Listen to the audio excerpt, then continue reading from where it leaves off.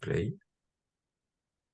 Et voilà, comme ça, on officialise le live. Donc, on a un petit peu de tout en fait, hein. On a des massos, de la médecine chinoise, des prépas physiques, des coachs mentaux, euh, et on a surtout Francis de l'Institut Axis qui est là ce soir pour nous faire un super live. Et juste avant de commencer, au cas où il y ait deux, trois retardataires, pourquoi vous êtes là ce soir? C'est quoi votre objectif en venant écouter ce soir ce webinaire? C'est une très bonne question, ça. Ça me permet des fois d'aller dans les directions selon vos intentions, vos désirs. Yes. Et puis vos objectifs de pourquoi vous êtes là et peut-être aussi on peut leur demander s'ils ont déjà un petit peu des connaissances dans tout ce qui est fascia, gua sha, cupping, etc. Donc Nelly, elle est formée en trigger point thérapie et elle veut approfondir ses connaissances. C'est super. Adrien, j'étais certain que tu allais demander aux gens s'ils convergeaient comme il faut. C'est sûr que non. Pas beaucoup en tout cas.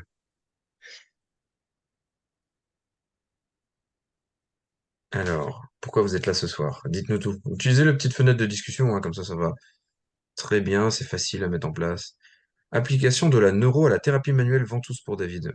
Ouais, super. Ouais, on en est en plein dedans en plus avec Francis, hein, qui est formé en neuro, en posturo, qui est formé en médecine chinoise, fascia. Enfin, le CV est tellement long que je pense que j'en oublie. Et chaque semaine, il rajoute une corde à son arc. Effectivement, quasiment. Mais ce qu'il faut retenir, c'est que j'ai fait le cours de posture avec Dr. Bricot, mais en Martinique. C'est Au, c'est au l'élément. soleil. Écoute, je sais pas si tu as vraiment fait le cours, parce que moi, quand tu avais fait le cours à l'époque, je voyais que des photos dans la mer. Alors, tu vois, c'est... Ouais, voilà, c'est ça. Euh, moi, je pense que Bernard fait exprès de faire les cours en Guadeloupe juste pour aller se baigner et qu'il doit finir bien plus tôt que prévu l'après-midi pour profiter de la plage. Ouais, écoute, moi, j'ai vu des bouteilles de rhum dans le fond de la classe, mais c'est une rumeur, hein. Je suis pas allé jusqu'à là, là. Alors, Caro, elle pratique déjà le gua sha et la ventouse et elle attend un partage d'expérience. Mélina, elle veut pouvoir en apprendre davantage afin d'aider ses clients dans leur sport. Elle a sa formation ventouse et gua sha et elle veut en apprendre toujours plus. Ouais, parce que vous allez voir, moi j'ai déjà eu l'occasion de voir un petit peu de la ventouse du gua sha. Alors pas du tout, je pratique pas du tout, hein. J'ai vu comment certains pratiquaient et puis j'ai déjà eu l'occasion de me former. Euh, et en fin de compte, quand j'ai découvert Francis, on en a quand même pas mal parlé de tout ça. Il a même pratiqué sur moi et c'était pas du tout comme on me l'avait montré jusque-là et j'ai adoré son approche. Karine, elle souhaite approfondir ses connaissances sur le sujet, parce que le fascia est une source d'infinies possibilités, c'est sûr. Et Sonia, j'adore élargir mes connaissances pour mes pratiques, être à jour sur les nouveautés. Ok, bah super. Ben, merci d'avoir partagé un petit peu tous vos objectifs. Si vous voulez continuer à partager vos objectifs et vos desiderata là pour ce soir, ben, n'hésitez pas à utiliser la fenêtre de discussion. Utilisez la fenêtre de discussion pour toutes les questions que vous allez avoir au cours de la soirée. Et je pense que régulièrement, Francis, soit il fera une pause, soit à la fin, on fera un regroupement de toutes les questions. Je vais me les noter quelque part et puis on prendra un temps pour y répondre. En tout cas, ce que je sais, c'est que Francis va vous parler d'un super truc ce soir. Euh, il va vous présenter ça. Il a présenté un PowerPoint là, pour vous ce soir. Et voilà, ben, bonne écoute et bon partage à tout le monde. Je te laisse la parole. Super. Un gros merci, Adrien. En fait, un gros merci à toute la gang de Labo RNP de rendre ce webinaire possible. Là, je demandais à Adrien, c'est qui la clientèle? Est-ce que c'est plus des préparateurs physiques? Est-ce que c'est des thérapeutes? Il m'a dit 50-50, que là, j'étais comme, j'ai une impasse que des fois, il y a des choses que je vais parler, peut-être pour certaines personnes, ça va être tout nouveau, puis ça va être comme, wow, d'autres personnes, ça va être un peu plus comme peut-être basique, mais à tout le point, là, si vous avez des questions, là, vous pouvez les mettre dans le chat et, admettons, je termine un chapitre et je vais revenir dans le chat pour partager. Mais j'ai mis des petits trucs exclusifs. Alors, commençons.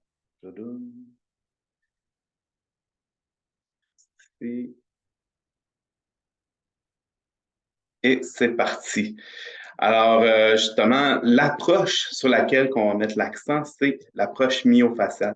Alors, ceux qui ne me connaissent pas, je me présente Francis Letourneau. Avant d'être thérapeute, je faisais déjà beaucoup de choses. Une vie occupée, comme disait Adrien. J'étais pompier à la ville de Laval, que dans le fond, c'est la ville à côté de Montréal. Je travaillais à cet endroit-là. J'ai travaillé précédemment comme directeur de la sécurité dans les corporations immobilières. Et là, quand j'ai décidé de faire mon changement de carrière, vraiment un 360, pour aller commencer à étudier en acupuncture, mais j'ai travaillé comme entraîneur, que j'ai fait un paquet de formations en tant qu'entraîneur. Je travaillais dans des chaînes commerciales et je faisais mes études en acupuncture en même temps. J'ai toujours été un gars actif. Comme vous pouvez voir, je fais des Spartan Race. Vous reconnaissez la couleur, vous savez que c'est un 25 km en montagne. La photo en bas au centre avec une quarantaine d'obstacles. J'ai fait une compétition de bodybuilding. J'ai été coaché. Peut-être vous connaissez Jacob Hamel, c'est lui qui m'a coaché pour ma préparation. J'ai fait aussi des demi-marathons. Effectivement, c'était une super belle expérience. Et Jacob aussi, c'est mon coach d'affaires aujourd'hui. Et présentement, ben, je m'entraîne pour une deuxième compétition. Que j'ai toujours eu l'optique, même si, mettons, les gens disent ah, mais t'es acupuncteur, parce que je suis acupuncteur, je suis massothérapeute, étudiant en ostéopathie aussi, que, comme Adrien dit, je suis une coupe de chapeau. Et sauf que j'ai toujours beaucoup aimé la vision biomécanique, la vision myofaciale. Donc, rapidement, là, je vous ai dit un peu mon parcours, mais je suis formateur aussi au Québec pour Atlas Médic. Atlas Médic étant la plus grosse école de formation continue en fait en physiothérapie. Euh, alors, depuis 2019, ils sont venus me chercher. J'enseigne justement toutes les techniques myofaciales, les différentes approches au niveau des ventouses. J'enseigne aussi pour la Fédération québécoise des massothérapeutes depuis 2019 aussi. Et c'est ça, je suis entouré d'une super belle équipe chez Institut Axis. Et ça me permet justement qu'on mette de l'avant différents professionnels qui ont des aptitudes et qui ont de l'intérêt sur tout ce qui touche l'entraînement, le fascia et la thérapie manuelle. J'ai, on a eu un boys band, Adrien et moi, les Lab 6. Ça n'a pas duré longtemps. Là. On a fait notre pause un peu style Backstreet Boys. On voit Romain avec l'attitude en arrière, Adrien, les cheveux dans le vent. On se suivait depuis longtemps. On s'est rencontrés finalement à Chamonix l'année dernière et j'ai assisté aussi à leur super formation là, à Grenoble. C'était une très belle expérience. Et là, justement, on s'enligne pour le 2 et 3 octobre à Sarrebourg, qui va être un événement merveilleux dans la continuité justement du séminaire qu'ils donnent. Il y a des petites choses que je vous donne aujourd'hui qui vont être là-bas. Je vous fais des petits teasers, comme on dit. Il y a une conférence que je vais donner aussi le dimanche, qu'il y a des éléments supplémentaires que je ne dis pas ici, que je vais donner à la conférence de dimanche. Et je vais vous dire c'est quoi, entre autres, un des gros éléments. Si vous ne me connaissez pas, vous pouvez toujours nous suivre sur Instagram, Facebook. On met quand même régulièrement, peut-être pas autant que Labo RNP, mais on met quand même régulièrement des publications, surtout du contenu pour vous aider au niveau des techniques. Et là, on voit des techniques pour le trapèze, des techniques justement de genou qui va vers l'intérieur, des tapings pour l'oignon du gros orteil, que la luxe valgus. Plein de choses autant pour thérapeutique que pour le mouvement. Donc, le plan de match, qu'est-ce qu'on va regarder aujourd'hui? On va parler évidemment des fameux fascias. C'est le thème central. Parler des chaînes myofaciales, des points trigger, les ventouses, la gua sha. Que tout ça, c'est comme un gros mandat de tout rentrer ça dans 45 minutes environ, 1 heure. Alors, je vais survoler, mais comme je vous dis, vous avez des fois des questions un peu plus spécifiques. Je n'ai peut-être pas toute la réponse à tout, mais si je n'ai pas la réponse, là, je vais prendre en note votre question. Vous pouvez m'envoyer même un courriel, puis on va regarder ça ensemble. Et pour moi, Tom Myers, dans le chat, vous pouvez écrire est-ce que tout le monde a une idée, c'est qui Tom Myers. C'est un Américain, c'est un anatomiste, c'est comme ce gars-là, c'est la référence mondiale en termes de fascia. Puis lui, il a parti beaucoup le concept de chaîne myofaciale, justement les anatomy trains. Et moi, c'est une grosse influence dans ma pratique, autant en acupuncture que dans la vision de l'entraînement, que dans la thérapie manuelle. Et justement, nous autres, Institut Axis, c'est nous autres qui s'occupent des activités de Tom Myers depuis 3 ans déjà au Québec. J'ai tourné 2 podcasts avec lui. Je vais en tourner un 3e épisode au mois de septembre. Du côté européen, une autre belle référence, c'est Dr. Guimberto. On n'écoutera pas le vidéo, mais je l'avais mis ici pour que, si vous ne le connaissez pas, allez voir ça sur YouTube. Dans le fond, Dr. Guimberto, c'est un chirurgien orthopédiste spécialisé au niveau de la main. Et lui, qu'est-ce qu'il s'est dit? On va rentrer caméra microscopique, on va aller voir dans le vivant de quoi ça a l'air à l'intérieur, comment il y a des interactions, c'est quoi ces espèces de toiles d'araignée qu'on voit, c'est quoi les gouttelettes, c'est quoi l'interaction. Pour ma part, je trouvais ça fascinant, je vous invite vraiment à regarder cette vidéo-là. Moi, j'ai fait plusieurs ateliers de dissection et de prosection, que prosection, on arrive et les pièces anatomiques sont déjà disséquées, tandis qu'une dissection, c'est il ouvre le sac et le cadavre est là, il commence à faire la dissection. Justement, ce que j'ai fait au Fascia Summer School à l'Université de McGill, j'ai passé une semaine avec Dr. Carla Stecco, qui est une des références mondiales dans la recherche sur les fascias. C'est une chirurgienne orthopédiste d'Italie, qui elle aussi, elle a des ouvrages fantastiques. J'invite à aller la consulter. Si on fait un petit topo rapidement, c'est quoi les fascias?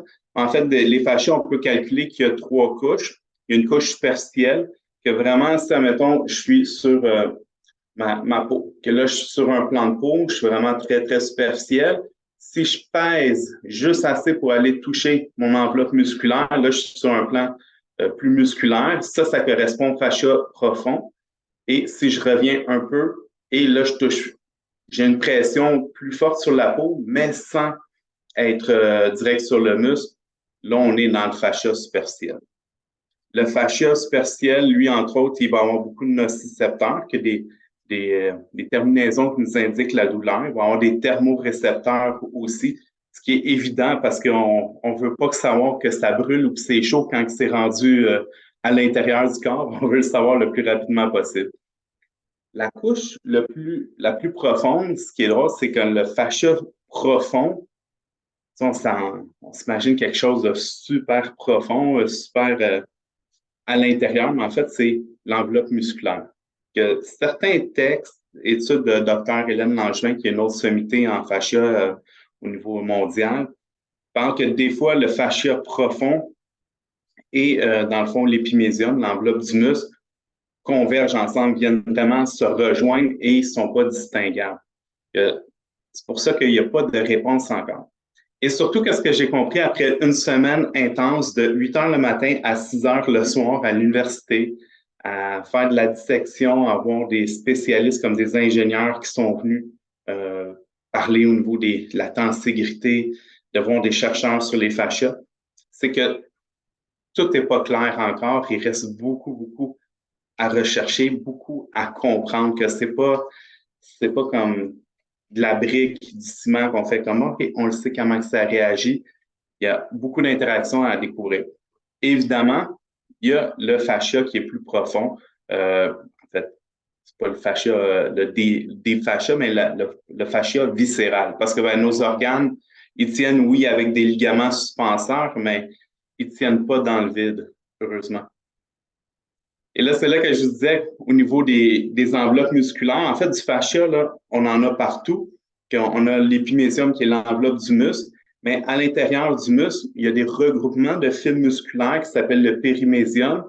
Et les mêmes petites fibres musculaires qui sont miniatures, tu as de l'endomésium. Le fascia, c'est du tissu conjonctif. C'est pour ça qu'on en a vraiment partout.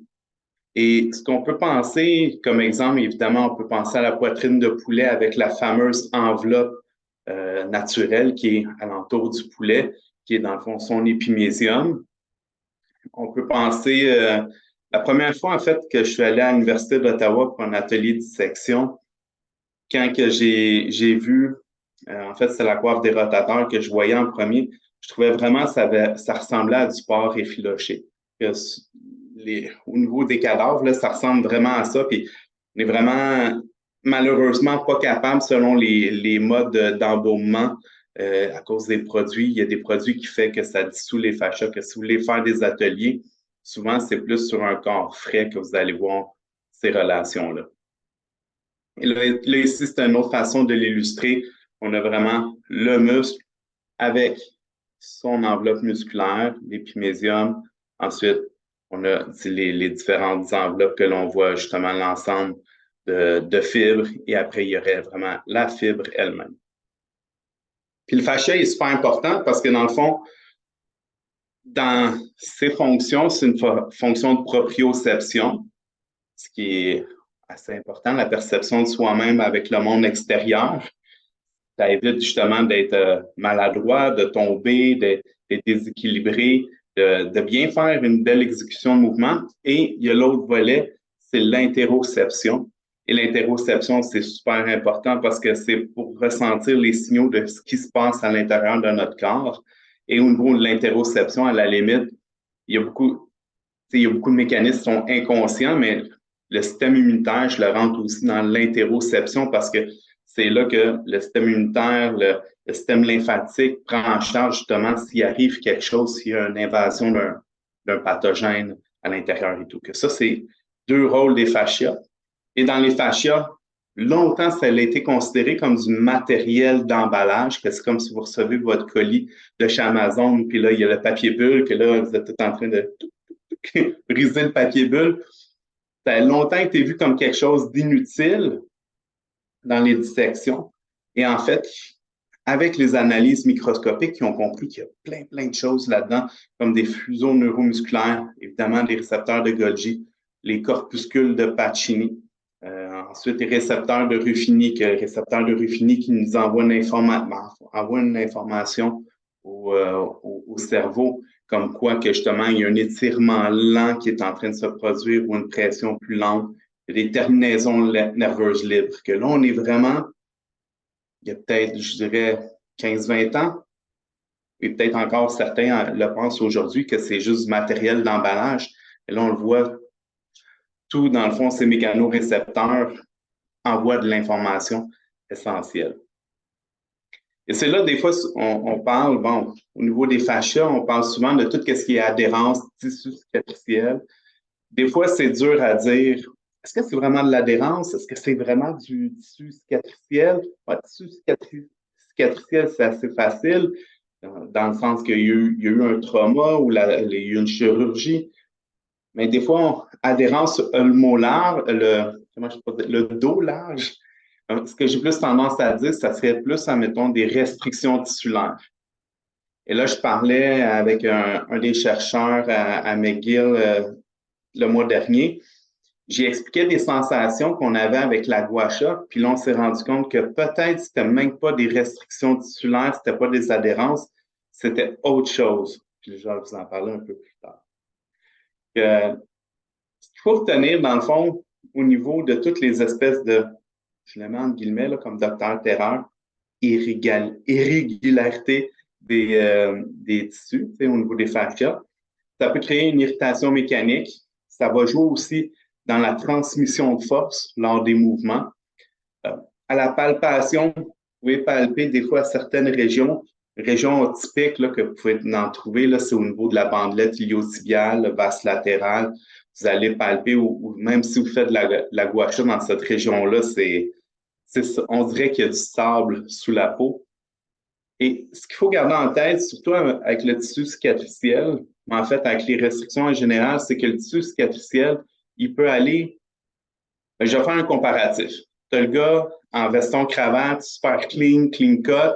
Ça, c'est les fibres musculaires. Les fibres musculaires, eux autres, sont alignés, sont soit fusiformes, soit en éventail, sont vraiment dans leur direction et il n'y a pas de fibre musculaire qui fait comme n'importe quoi.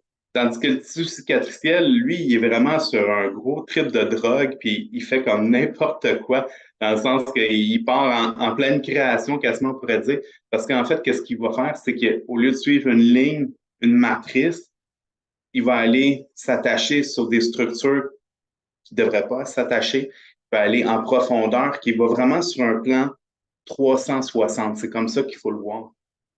Et évidemment, mais ça peut créer des douleurs. On peut penser justement à des douleurs lombaires qui sont causées par une opération qui a été faite au niveau abdominal, comme une césarienne ou abdominoplastie. Et tout ça, ben, il peut même avoir une apparition de douleurs qui vont se faire graduellement, des fois même sur plusieurs mois. C'est pas, ah, j'ai quelque chose à mon fascia, entre guillemets, et immédiatement, il arrive quelque chose. Que des fois, ça prend beaucoup plus de temps. Je vais aller faire un petit tour dans le chat rapidement, voir s'il y a des questions. Oui, vous connaissez Tom, c'est joli, mais c'est pas Sarrebourg. Ah, c'est là hein, qu'il faut. Mais... Merci. En plus, ça sortait tellement souvent cette photo-là, j'ai dit ça doit être vrai, mais En fait, écoute, c'est. ouais, il y a deux Sarrebourg, il y en a un en Allemagne et en France. Et on n'a pas choisi le plus joli, mais bon, c'est comme ça. Mais écoute, il faut pas le dire, il faut amener le monde, il faut faire croire que c'est le Ouais, plus c'est beau. vrai. C'est magnifique. De toute façon, on va à côté de Sarrebourg, là où c'est bien plus joli. C'est super. All right. Alors, on va continuer. Et là, justement, c'est une image que je trouvais qui était super belle, qui parlait par rapport à ce que je viens de dire au niveau du tissu cicatriciel, les dommages que on voit à gauche, les faits musculaires qui sont bien alignés. Ensuite, il y a une blessure, qu'il y a les mécanismes de guérison qui viennent justement avec les lymphocytes, le système lymphatique et tout. Et là, admettons, il y a une mauvaise guérison pour plein de facteurs, soit trop d'immobilisation, euh, dans le fond, peut-être l'immobilisation aussi fait dans un mauvais angle, une mauvaise position. On peut penser même à tout ce qui est hydratation, manque de mouvement. Il y a tous ces facteurs-là. Et là, après, mais justement, qu'est-ce qui arrive dans la dernière photo à votre droite, c'est le tissu cicatriciel qui va limiter à différents degrés tout ce qui peut être le mouvement, même des fois envoyer des signaux nocicepteurs. Et il y a un jour, j'ai suivi une formation en entraînement. J'avais fini, j'avais gradué d'acupuncture et je vois l'image à droite dans le cours d'entraînement. Je suis comme, mon Dieu, on parle des méridiens d'acupuncture dans une formation d'entraînement, que je suis content. Et là, pour découvrir que finalement, ce n'était pas un méridien d'acupuncture, même si celui à votre gauche, c'était le même méridien d'acupuncture avec des petites variantes. Mais il faut savoir que même dans les livres traditionnels d'acupuncture, il y a des variantes entre chaque édition. Pas des variantes à pu finir, mais il y a des différences. Et là, on voit à droite, c'est la chaîne superficielle antérieure de Tom Myers. Et Tom Myers, en fait, ce qu'il a fait, lui, c'est avec la dissection qu'il a tracé ces lignes-là. En fait, il les a pas tracées, il a vu la connectivité. C'est pour ça qu'il parle un peu de trains, que les chaînes myofaciales, la connectivité dans ces tissus-là. Et aussi, on peut la voir très facilement dans le mouvement. C'est pour ça que je trouvais super intéressant de essayer de comprendre l'acupuncture, la médecine chinoise sur une lunette plus actuelle, parce qu'en fait, je crois que les anciens médecins chinois ont découvert des trucs vraiment en avance sur leur temps et très différents d'autres civilisations. On a la même chose ici avec la chaîne superficielle postérieure. Et ce qui est important de comprendre, c'est qu'il y a des interrelations qui se font partout au niveau de cette chaîne-là. Un blocage ou des tensions ou un manque de mobilité au niveau du cou, comme on peut voir dans l'image de droite ou de gauche, mais c'est pas rare que des fois en acupuncture, je vais aller travailler jusqu'au tendon d'Achille et des fois même à la palpation ou avec différents tests de mobilité, je vais voir que la problématique elle se situe beaucoup plus loin. Que des fois, je vais juste aller travailler, on va dire, le tendon d'Achille pendant que mon client fait une flexion, extension de la tête et évidemment, on fait un avant-après. pour aller au-delà du est-ce que ça va bien? Ah oui, ça fait du bien. Mais ça fait du bien, mais est-ce qu'il y a eu un résultat? C'est pour ça que c'est vraiment intéressant. Même chose au niveau de la mobilité, même chose au niveau du mouvement. C'est là qu'on voit toute cette espèce d'interrelation qui fait qu'on pense de façon plus globale, plus systémique. Même chose ici, on a à gauche qu'est-ce qu'on appelle le Shaoyang, le méridien de la vésicule biliaire. On a à droite la chaîne latérale de Myers, que les idées reviennent. En fait, on travaille sur le même corps. Hein. Ça aurait été surprenant qu'on trouve toutes des choses super différentes. On a la chaîne antérieure profonde du bras à votre droite. J'ai même mis des belles petites shorts pour penser à l'été. Que la chaîne antérieure profonde du bras, elle a 11 points, que c'est des points qu'on appelle, il y a des points fixes, il y a des points mobiles. Et c'est drôle en acupuncture, le méridien du poumon qu'on voit à gauche a lui aussi 11 points. Ils ne sont pas nécessairement situés exactement à la même place. Le point 1 et 2 sont plus en acupuncture, nous autres, pour l'attache du petit pec au niveau du processus coracoïde. Mais le reste, ça ressemble énormément, là. Surtout à partir de 5, on dirait littéralement des points d'acupuncture. Et encore là, ça permet de comprendre des relations.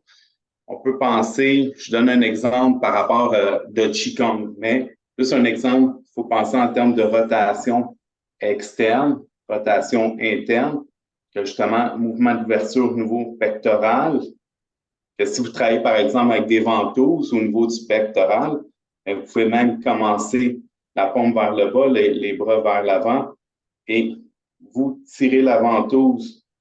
Je vais prendre une ventouse juste pour l'illustrer.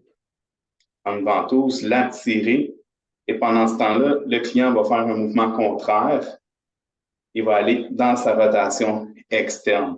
Et qu'est-ce qui est beau avec ça, c'est que le client peut se le faire lui-même aussi. Que si jamais vous n'êtes pas là ou vous le guidez, encore là, ça dépend du niveau de connaissance que vous avez au niveau des ventouses et qu'est-ce que vous voulez présenter à votre client. Mais c'est une façon de le faire. Et l'autre chose qui est merveilleuse aussi, je sais que c'est malheureux, depuis, je crois, 2020, en France, les kinés ne peuvent plus utiliser les ventouses, à ce que j'ai compris, mais ça peut toujours être quelque chose que vous pouvez faire pour vous. Ça, l'auto-traitement, c'est vraiment super.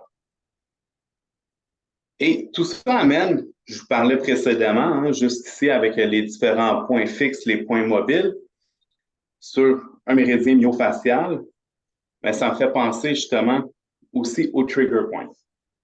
Les trigger points, c'est une notion super importante et ça, c'est, je veux dire, ce qui est merveilleux, c'est que tout le monde peut se faire de l'auto-traitement, tout le monde peut comprendre la logique des choses qui arrivent. Et je vous ai mis un exemple avec un classique, l'épicondylite latérale. Qu'est-ce qui arrive dans le fond? Il y a la sensation de douleur au niveau de l'attache des extenseurs. Et souvent, encore là, si on reste dans la logique de que tout le problème est juste local, ben ça se peut qu'on passe à côté de quelque chose pendant longtemps, que ça se peut que vous fassiez de la balle, la crosse vraiment trop longtemps au niveau de la tâche des extenseurs. C'est pas nécessairement la place qu'il faut travailler. Par exemple, on voit bien à l'image de gauche des points trigger actifs au niveau de l'infraépineux, juste en dessous de l'épine scapulaire, peut amener des douleurs, le fameux point entre les omoplates, qu'il n'y a aucun problème, mais c'est une douleur référée. Ça peut amener des douleurs au niveau du deltoïde, peut amener des douleurs tout au niveau du biceps et tout un peu sur le trajet du nerf radial.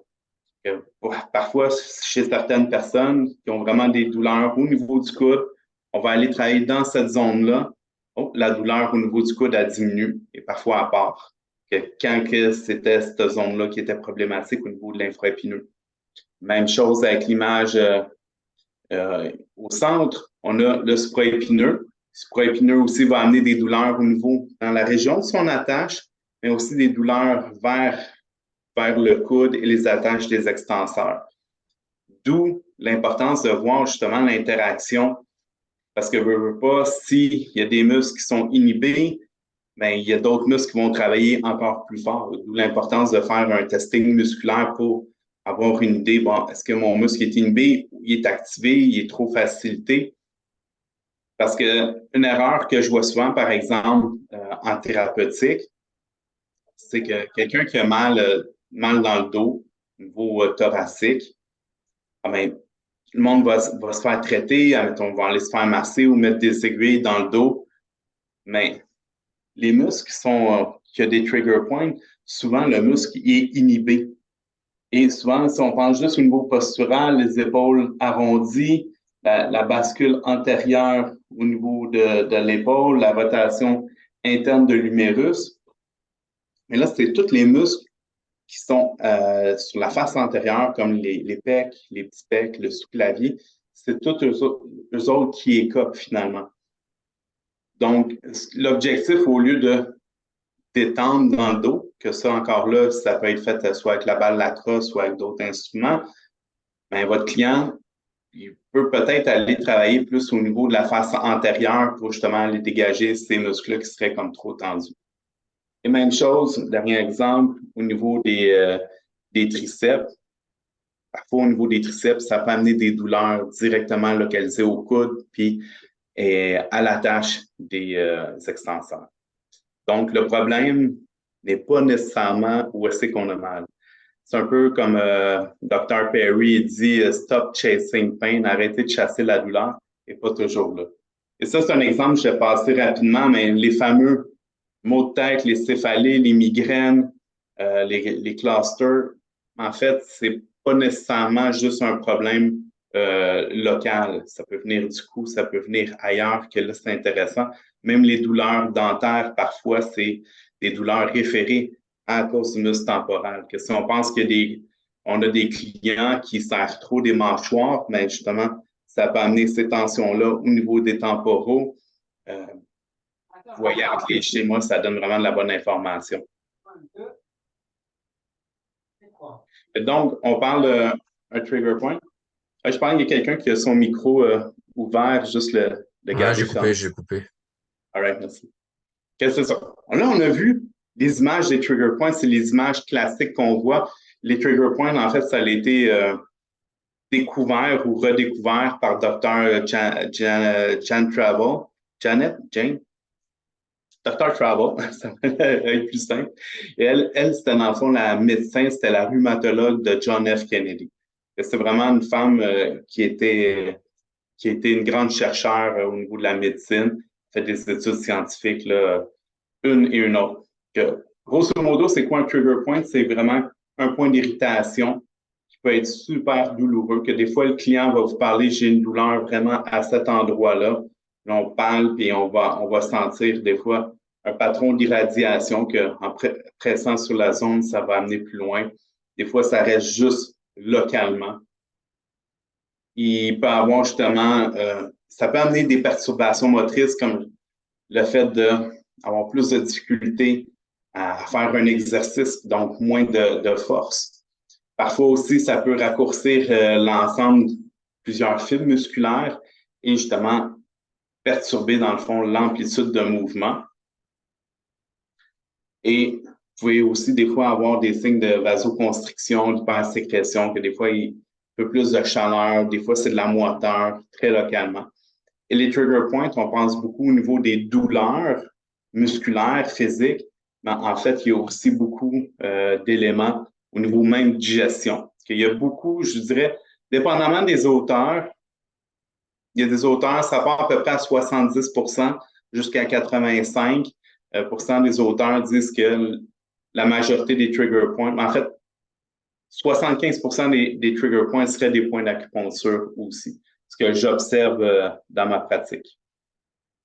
Et comment ça se déclenche? En fait, il faut juste comprendre, c'est super simple, c'est que il y a comme une libération, comme marqué au niveau de l'ion de calcium dans la fibre musculaire qui va justement garder une contraction. Que là, imaginez, ça, c'est mes fibres musculaires qui vont venir se contracter. Qu'est-ce qui arrive? Bien, tout ce qui est les vaisseaux, les capillaires, ils vont avoir de la misère à faire leur travail, donc d'apporter des nutriments, d'apporter de l'oxygène. Et justement, les capillaires veineux vont avoir de la difficulté à enlever justement tout ce qui est des déchets et vieux sang, moins oxygéné.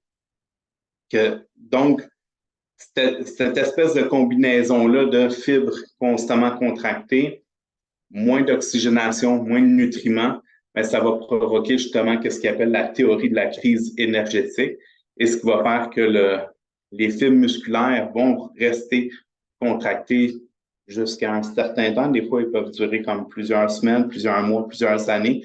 Des fois, il faut un peu de mouvement et de thérapeutique. Je vais aller voir le chat. Je reviens.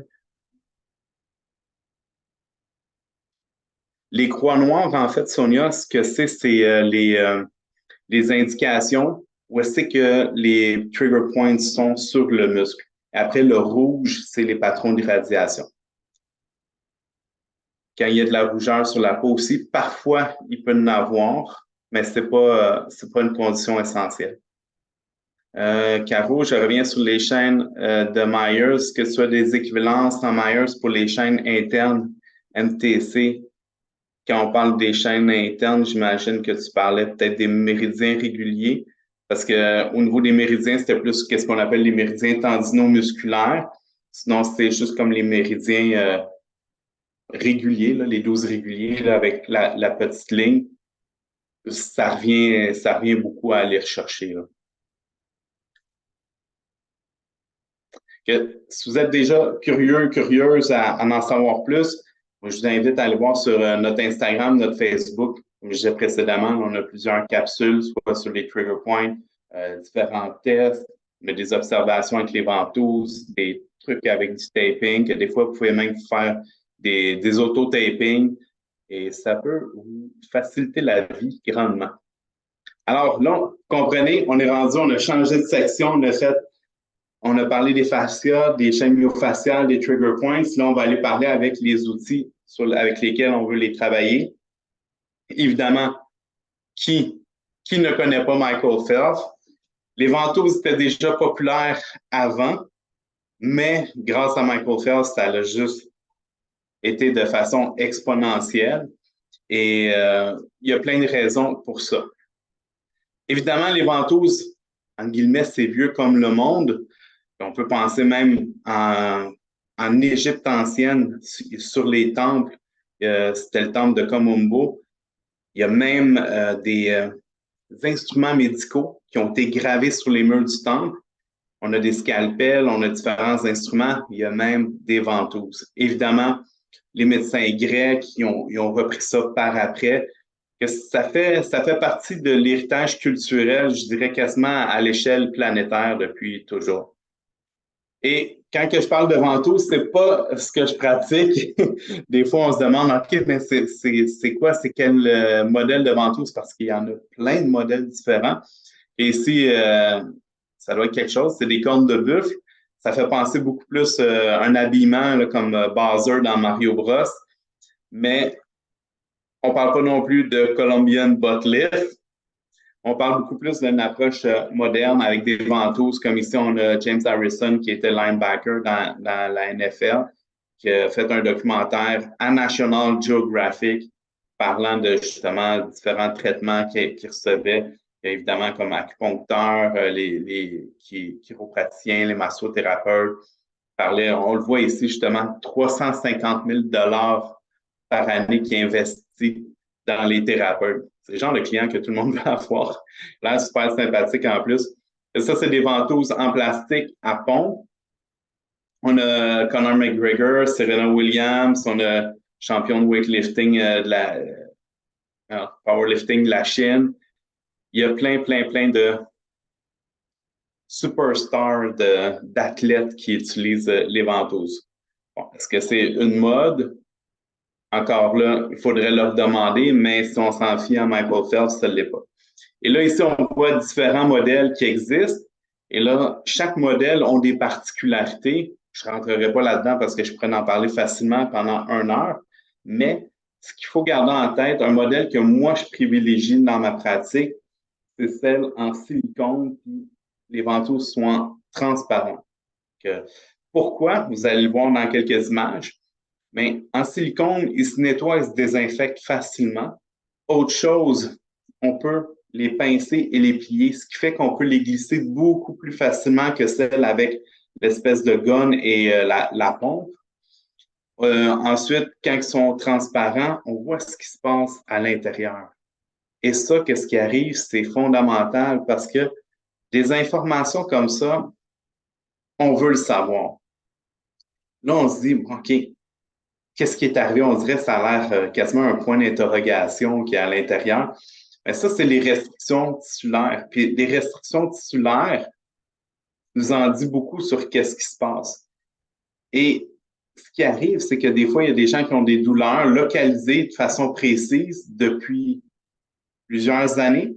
Ce ne sont pas des trigger points, il n'y a pas de tension particulière locale, il n'y a pas de nœud musculaire, quoi que ce soit. Et on fait de la ventouse, on décomprime les tissus, que c'est un peu comme si vous aviez un sandwich qui était dans le fond d'un sac, et là, vous avez mis une pomme, un jus par-dessus, et une barre tendre, et là, le sandwich, au lieu d'être épais, les couches viennent se coller. La ventouse, ce que ça fait, c'est que ça vient redonner de l'espace entre les couches. Et d'où, ce qui est intéressant, c'est de penser même au niveau du système lymphatique. Le système lymphatique, c'est un système qui est souvent oublié. En entraînement, je n'ai pas vraiment entendu parler dans les formations que j'ai faites. En acupuncture, on en a parlé, mais assez rapidement, sans savoir quoi faire, à part dans une optique de médecine chinoise. En ostéopathie, on n'a pas vraiment parlé et semble-t-il que même plus loin dans les études, c'est très peu discuté. Pourtant, qu'est-ce qui arrive, c'est de comprendre que quand il y a une compression des tissus, mais là, tantôt, on a vu, je reviens à précédemment, on a vu qu'il y avait des terminaisons nerveuses libres. Et là, qu'est-ce qui arrive? Toutes les terminaisons nerveuses sont écrasées dans une région, il y a un signal nociceptif qui se fait constamment. Que ce signal-là nociceptif, des fois, il est quasiment oublié parce que le corps, il l'entend constamment, que c'est comme si on s'adapte à une musique à un certain volume. Et il y a plein d'autres signaux. Et là, c'est en décomprimant les tissus qu'on va justement venir donner cet espace-là. D'où l'effet que parfois, juste de décomprimer une zone problématique, ça soulage énormément la douleur parce que ce qui arrive, comme je disais, les terminaisons nerveuses, au lieu d'être coincées, bien, on décomprime et là, justement, le signal de nociception, ça fait beaucoup moins. Ça, c'était au niveau d'une bandelette iliotibiale. La cliente, d'habitude, ça fait un dôme parfait, là, un dôme régulier. Et la cliente, elle se présentait pour des douleurs où? À la face latérale du genou. Là, je fais quelques tests, je regarde au niveau des ligaments, tout est beau, je fais de la palpation. Elle n'a pas nécessairement mal à la palpation ou qu'elle a mal. Je monte un peu plus haut, je suis des trajets de chaîne myofasciale et j'arrive au niveau de la bandelette et quand j'essaie de bouger les tissus, je vois vraiment une grosse différence. J'essaie de faire un cisaillement avec mes doigts au niveau des tissus. Je vois que ça ne bouge pas beaucoup. Je vais aller vérifier ton autre côté. Elle dit, ben, j'ai pas mal. J'ai du côté droit. J'ai dit, c'est parfait parce que si tu as pas mal, peut-être je veux voir comment un tissu plus fin répond. Et de l'autre côté, pas de douleur à palpation, tout était correct. Mais quand je bougeais les tissus, j'avais une belle amplitude. Quand je faisais un cisaillement, le cisaillement se faisait facilement. Que cisaillement, je fais juste déposer mes mains sur sa peau, qu'une main monte, une autre main va dans la direction opposée. Et là, il y avait une grosse différence. Quand j'ai placé la ventouse, c'est exactement cette information-là que vous avez. C'est ça que j'ai pris en photo. Et à force de travailler avec différentes techniques, comme des techniques de pompage, des techniques avec des mouvements, parce que moi, je travaille beaucoup avec le mouvement, on a réussi en 2 rendez-vous à avoir de passer ce dôme-là à un dôme régulier et les douleurs du genou, déjà dans le premier rendez-vous, avaient grandement diminué. Et là, d'après vous, là, j'ai dit que je travaillais beaucoup avec le mouvement. Ça serait quoi l'avantage d'avoir des ventouses et de travailler avec le mouvement? Je laisse penser à ça quelques instants. Ah, je sais, mais je ne vais pas dire. Je vais en parler dans quelques instants. Alors, hop, il y a une autre réponse. On en a parlé ensemble. Les ventouses, les indications qu'on peut penser au niveau des ventouses, il y en a plusieurs. Évidemment, on a parlé de mobilité. Et encore là, la mobilité, je reviens là-dessus, on ne veut pas nécessairement de la mobilité à tout prix. Là. On veut quand même qu'il y ait quand même une composante de stabilité dans la mobilité, mais justement, pour redonner une mobilité, je pourrais dire soit optimale ou régulière que la personne devrait avoir, diminuer la douleur, améliorer la circulation. Au niveau d'améliorer la circulation, j'ai un bel exemple d'une étude scientifique pour vous avec du visuel. Travailler les cicatrices, les adhérences. Ceux qui font des massages, vous pouvez même faire du massage avec des ventouses, pas juste avec vos mains. Si vous allez sur Instagram, vous tapez ventouse, des fois ça va être ventouse et gua sha, puis il y a beaucoup de monde qui font de l'esthétique du visage avec les ventouses, mais c'est pas le sujet d'aujourd'hui. Les douleurs typiques, hein, lombalgie, cervicalgie, douleur à l'épaule, tendinopathie, même les tunnels carpiens, sciatalgie, syndrome de l'essuie-glace et beaucoup plus selon vos intérêts. Que je vais aller voir les réponses dans le chat. Oh, ouais, David, bonne réponse. On a facilité les plans de glissement entre les tissus et Nelly, réinitialiser le mouvement en indiquant au cerveau que la zone était limitée. C'est deux excellentes réponses. En fait, c'est l'effet proprioceptif et l'effet mécanique que les deux vous êtes complétés dans votre réponse. C'est exactement ça. Et il y a beaucoup d'études qui poussent vers justement l'étude des ventouses avec du mouvement plutôt que quand la personne fait la crêpe sur la table et ne bouge pas. Personnellement, je trouve que c'est vraiment meilleur pour exactement les deux raisons que vous avez nommées. Et avec les ventouses, souvent, on va parler de pression négative, qu'une pression positive, c'est quand j'applique une pression sur une structure. Pression négative, c'est quand il y a le soulèvement.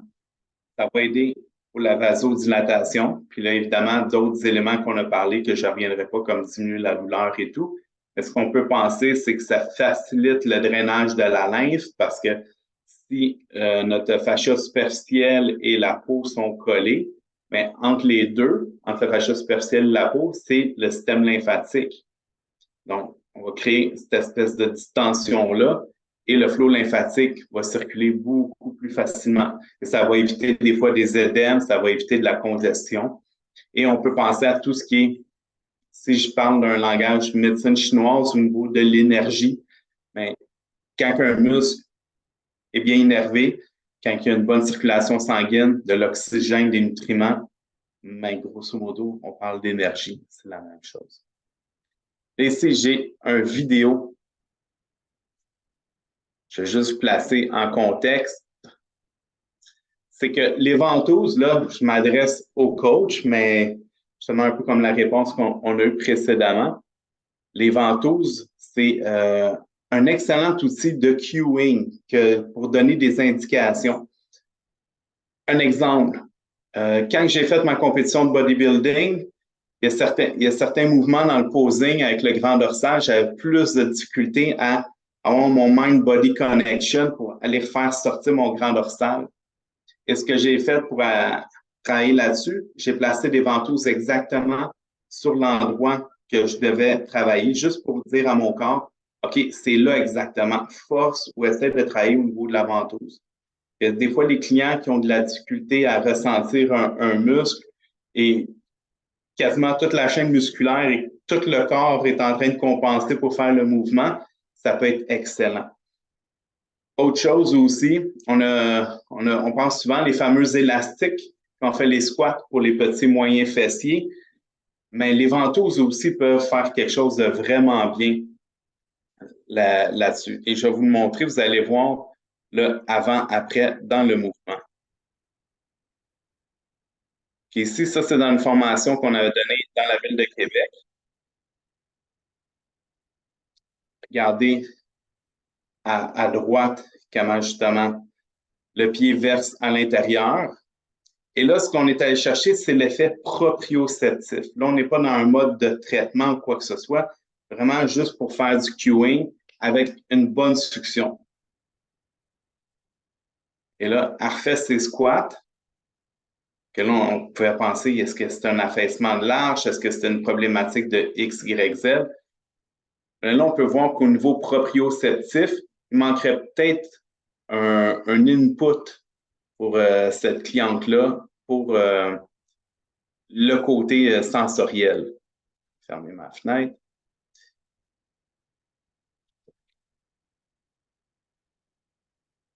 Alors, je vais aller voir dans... Ah, vous voyez pas la vidéo?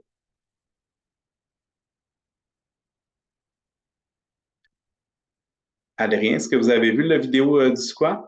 Non? OK. Il fallait l'imaginer, c'est pour ça. Attendez, je vais aller vous le chercher. Je pensais en faisant un partage d'écran, en changeant, ça allait le faire.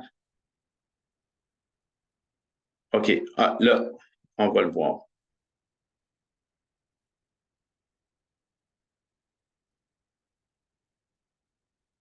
Regardez à droite, je vais répéter les mêmes choses que tantôt.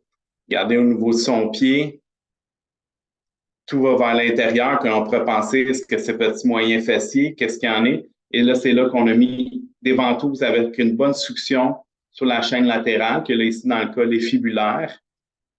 Et regardez le cueing que ça envoie comme message afférent au cerveau, au niveau de la proprioception.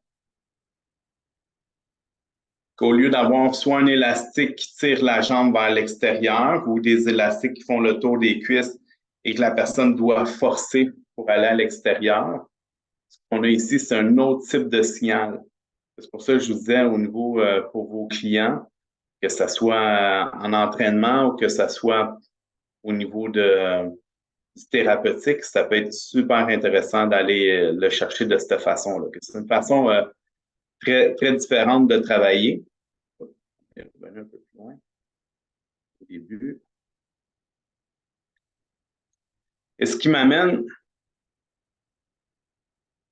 justement ici, que ça, c'est une étude qui a été faite où qui ont placé 3 ventouses. On voit des endroits typiques, hein, on peut penser au niveau des trapèzes, que c'est des points d'acupuncture, que GB21, dans le fond, c'est le trigger point du trapèze supérieur. La fameuse place que ça fait toujours du bien là, de se faire masser, là, qu'on est comme ah oui, peux-tu continuer encore un petit peu ici, là? C'est exactement là. Et les différentes couleurs, vous avez la charte de couleurs à la verticale, et vous voyez que c'est un genre de bleu pâle au niveau de GB21. Que GB21, si on regarde avec la charte, c'est environ 25 degrés, 25 et des poussières. SI15, c'est le trigger point au niveau de l'élévateur de la scapula. Et là, on voit que la température est un peu plus élevée. Et LI15, dans le fond, c'est la tâche au niveau du deltoïde médian. Et lui aussi, la température est beaucoup plus basse. Et après 10 minutes, ça, c'était des ventouses fixes. C'était pour démontrer l'effet circulatoire. On est capable de voir qu'à SI15, que pour l'élévateur de la SCAP, SI15, on était rendu à 33,28. Ici, si on regarde avec le vert, on était peut-être à 26, 27. Mais ce qui est impressionnant, c'est GB21 qui est rendu à 33,32. Et précédemment, il était environ à 25,5. On voit qu'il y a une augmentation de la température, une augmentation de la circulation avec les ventouses. Et ça, c'était exactement, ça c'est la source de l'étude, qui avait 30 personnes qui faisaient du coping, 30 personnes qui étaient en repos et 10 minutes fixes. Et autre chose, mais là, je parle d'études. À l'avance, pour ceux qui le savent, avec mon projet avec l'UQAM, en fait, le mois prochain, je vais soumettre au comité d'éthique et de recherche du département en fait, pas du département, mais au niveau de l'UQAM, l'Université du Québec à Montréal. J'ai une collaboration avec le département de kinésiologie, où je suis affilié avec un étudiant qui a déjà sa maîtrise en kinésiologie, qui rentre au doctorat, et je suis affilié aussi avec un professeur, un chercheur. On va commencer à faire des études sur l'impact des ventouses, l'impact tissulaire et l'impact justement au niveau des liquides et de l'oxygénation. La première étude que je vais faire, c'est vraiment au niveau oxygénation pour voir suite à un protocole de ventouse, est-ce qu'il y a un changement dans le taux d'oxygénation local avant et après? Si oui, ça promet pour un paquet d'utilités. Que pour moi, c'était comme la porte d'entrée. Mais ça, dès que je vais avoir plus d'infos, on va commencer, mais tout ça, je vais le mettre sur Facebook, sur Instagram pour que vous soyez au courant. On serait la première université à ce qu'on sait à faire des travaux là-dessus, sur les sportifs, avec les ventouses au Canada. Et dans le Fascia Summer School à McGill, quand j'ai regardé le calendrier de la semaine, il y avait un atelier avec des ultrasons. Moi, ce que j'ai fait cette journée-là, j'ai amené des aiguilles, j'ai amené des ventouses, j'ai amené de la gua sha, j'ai amené du tape. J'ai pas mangé pour le dîner. Je suis resté tout le dîner avec la représentante de General Electric. C'est eux qui avaient ce modèle-là d'échographie. Ça, c'est une télé. Et on a fait des tests avec des aiguilles, on a fait des tests avec des ventouses. Et ça, c'est un test. Je vais parler des résultats qu'on a observés puis les explications. Je vais en parler dimanche lors de ma conférence à Sarrebourg. Soyez là, je vais vous donner le punch. Mais ça, il y a vraiment quelque chose de très prometteur, super intéressant là-dessus. Et c'est avec des méthodes comme ça que je veux faire les études scientifiques pour objectiver qu'on passe de ça fait du bien ou c'est un mythe, quoi que ce soit, pour savoir qu'est-ce qui se passe au niveau des tissus. Et veut pas, il y a un impact neurologique, il y a un impact à différents niveaux. Je vais aller voir dans le chat. Excellent. Xavier doit quitter. Il n'y a pas de souci, on se revoit dans le replay. Pourquoi tu vois la gua sha plutôt que la ventouse en séance? OK, je vais l'expliquer dans quelques instants. Très bonne question, Caro. Et là, on arrive à la partie, le dernier chapitre déjà. Mon Dieu, l'heure a passé tellement vite. Au niveau de la gua sha IACM, que là, je vais montrer les modèles que moi, j'utilise. Mais il y a des modèles vraiment de toutes les sortes. Ça, c'est en stainless de grade médical, que ça se désinfecte bien. Ça rouille pas, ça change pas de couleur. C'est incroyable. C'est des super bons instruments. En fait, moi, je travaille quasiment juste avec ces instruments-là. C'est ce que je vous recommande d'acheter. Et là, pourquoi il y a différents modèles, différentes formes, différents matériels? Anciennement, les modèles pouvaient être en corne, pouvaient être en pierre.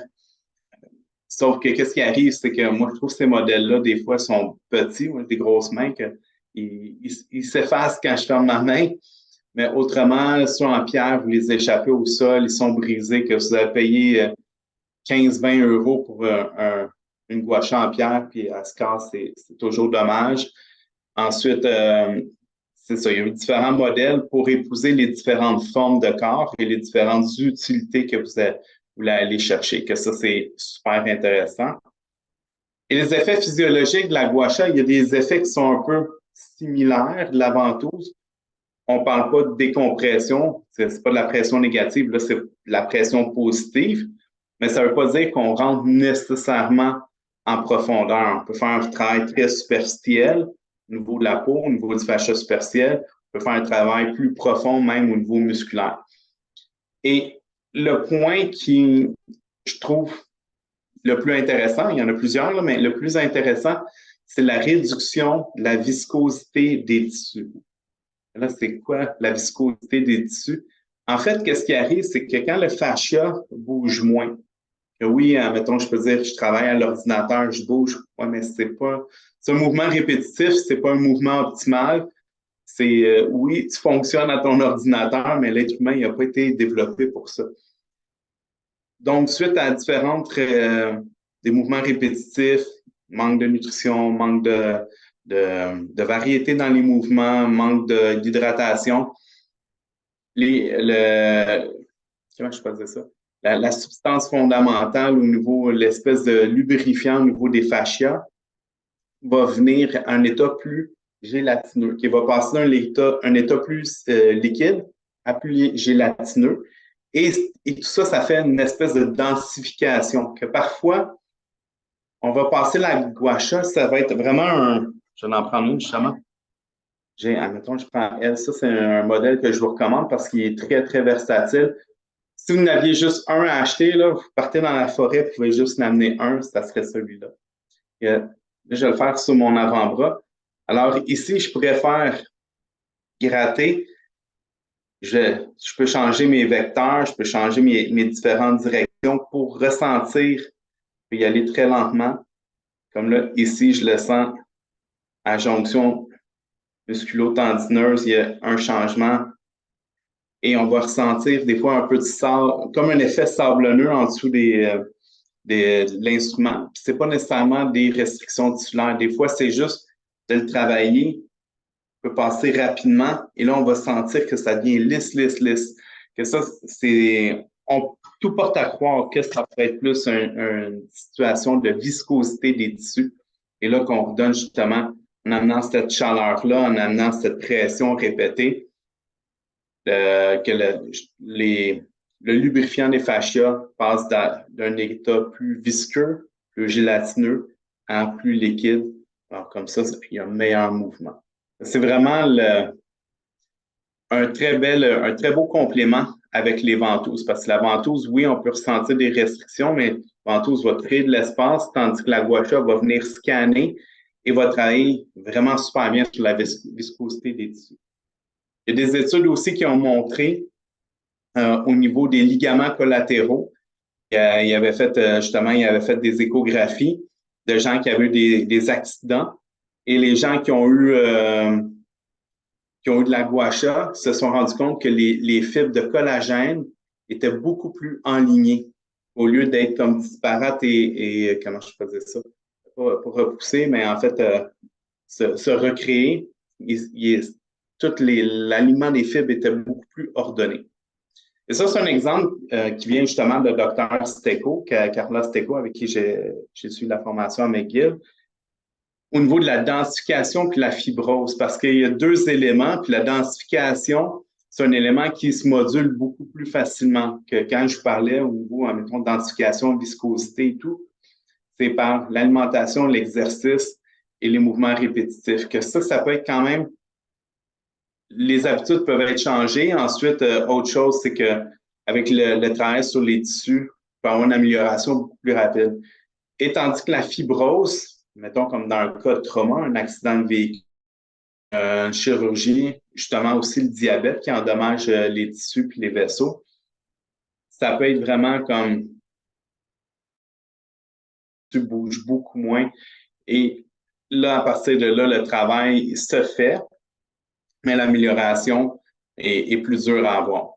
Et ici, je vous avais mis la même chose au niveau densification, que augmentation de densité du fascia, ça dit modifie les propriétés mécaniques, mais pas la structure.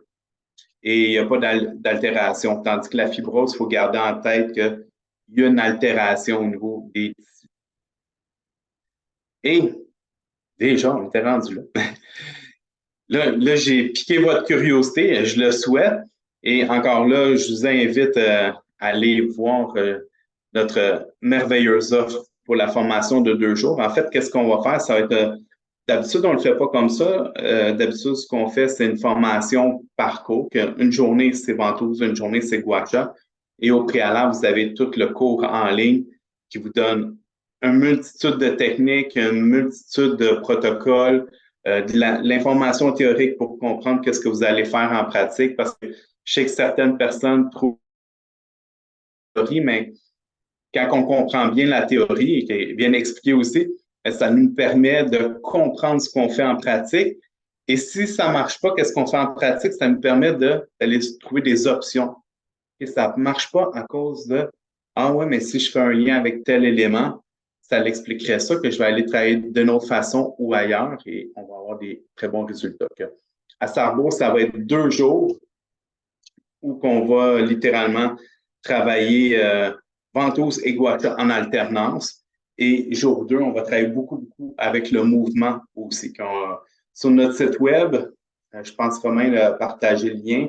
Adrien va le partager aussi par courriel. Il y a toute l'explication au niveau des plans de la journée. Ça va être vraiment, vraiment super. On va avoir beaucoup de plaisir. Alors, je vais vérifier le chat. Il y a quelques messages. J'ai partagé le lien hein, pour la formation que tu vas donner All à right, Sarrebourg. super. C'est assez exceptionnel parce que le tarif il est vraiment très correct. Donc, Oui, on a fait un bon prix. L'idée, c'est qu'on veut avoir profité. J'ai même mis aussi sur le site web, on a un fournisseur de ventouses qui s'appelle Global Coping qui a déjà monté des kits de ventouses sur qu'est-ce qu'on a de besoin pour les formations. Il vous les livre à la maison, même en France. On a un deal pour justement pour vous en France. C'est sur notre site web, il y a le lien. Et pour les guachas, en fait, ce que j'ai recommandé, c'est vraiment ces modèles-là. Je suis en train de regarder avec mon fournisseur à quel prix il peut me les faire pour justement, si vous êtes plusieurs, pour pouvoir comme, avoir un meilleur prix, vous les vendre encore moins cher que sur le marché. Le choix de la matière est-il important? Y a-t-il un impact sur la personne? Le choix de la matière, oui, je dirais que c'est important parce que des fois, le stainless, pour certaines personnes, c'est un peu froid. La pierre, ça peut être beaucoup plus doux. Certaines personnes n'aiment pas le ressenti au niveau de la corne ou d'autres guachas de plastique, par exemple, aussi. Quelle est la référence de ton gua plus médical où on peut le commander? Ça dépend, t'es où. En Europe, je n'ai pas encore. Pour les gua en stainless, c'est de ça que tu parles, Caro. Au Québec, je les commande chez l'IR, L-I-E, 2 R-E.ca. Où peut-on se former aux ventouses et aux gua sha? Lors du séminaire à Sarrebourg, le 2 et 3 octobre. Sinon, on a des formations directement en ligne, 100% en ligne, où vous retrouvez tout le contenu, la théorie. Vous avez toutes les techniques et vous avez même les démonstrations des protocoles. Et l'autre chose aussi, quand vous achetez 2 cours en même temps, vous avez comme un prix rabais en achetant un combo que ça. L'économie est bonne, surtout si vous êtes en Europe, ça vous revient beaucoup moins cher parce que les prix sont en canadien. Sur notre site, c'est ça, si vous voyez le prix, là, pensez que c'est en canadien que vous faites un, l'euro, c'est 1,5 de plus que le canadien, là, en tout cas, en termes ouais. de valeur. C'est assez fou quand on va d'ailleurs au Canada, on a l'impression qu'on va payer cher quelque chose et en fin de compte, on s'aperçoit sur notre relevé bancaire que ça nous a rien coûté. Oui, c'est toute une différence. Puis nous, quand on va en Europe, c'est super plaisant, mais quand on regarde le Ouais, brevet bancaire, c'est comme, oh, ça coûtait un peu plus cher. C'était pas 100 dollars, c'était 150 dollars. c'est ça. C'est correct. Merci Sonia, bonne soirée à toi aussi. Merci à toi d'avoir été là. Merci à tout le monde qui a été là du début à la fin. Merci à ceux aussi qui vont regarder en rediffusion. Vous avez des questions, je suis disponible et je suis là. Ouais, puis si vous avez des questions même sur le séminaire que va donner Axis à Sarrebourg, euh, dites-vous qu'il y a un gros avantage, si on va être au même endroit là pendant nous 5 jours parce qu'on a notre séminaire, la BNP, puis après il y a le séminaire avec l'Institut Axis. Et donc on est dans des endroits où on a des gîtes. Les nuits, elles sont vraiment à prix coûtant. Ça nous coûte 23 euros la nuit. On mange tous en commun là. C'est vraiment bien fait quoi. C'est bien organisé. Vous êtes dans des chalets et tout. C'est vraiment chouette. En tout cas, merci beaucoup pour ce petit live de ce soir, Francis. Ça me fait plaisir. Merci Adrien. Merci à toute la gang. Bien de vous recroiser rapidement avec Oui, Nadia. oui, on va se voir en octobre, là, bientôt, dans un mois et demi. Yes, c'est super. Il y a Caro, je crois, qui a rajouté une question. Du coup, tu vas choisir Je la vais choisir guacha. la guacha plus pour scanner et ventouse pour décoller. Oui, on peut le voir dans ce principe-là, absolument. Mais la guacha, je vais l'utiliser aussi dans une optique thérapeutique, mais pour le scan, c'est vraiment le meilleur instrument. Merci Nelly.